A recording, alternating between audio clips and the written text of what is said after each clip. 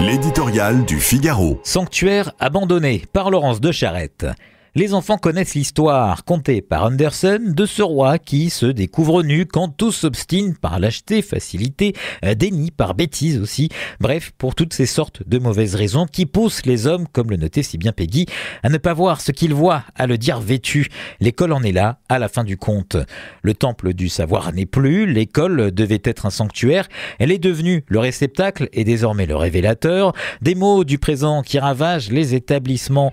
Ces derniers jours seulement, pour ce que l'on en sait, ont vu un proviseur parisien qui tentait de faire appliquer la loi sur l'interdiction des signes religieux et un professeur de philosophie d'Armentières menacé de mort, ainsi que des scènes d'affrontement à coups de cocktails Molotov devant un lycée d'Île-de-France.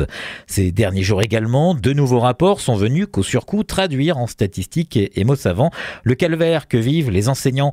Déchaînement de violence, contestation des enseignements, pression des parents, agression par les élèves, menaces semées sur les réseaux. Leurs auteurs, experts et sénateurs, ont mesuré, mais ils sont loin d'être les premiers, le délitement des valeurs de l'école passée sous le rouleau compresseur de l'islam radical, du communautarisme et de l'ignorance. Il y a près de 25 ans, de bonnes âmes s'offusquées qu'ont pu songer, au nom de la laïcité, à exiger de 3 lycéennes de Creil qu'ils retirent de leurs cheveux le bout de tissu dont elles n'entendaient pas se départir.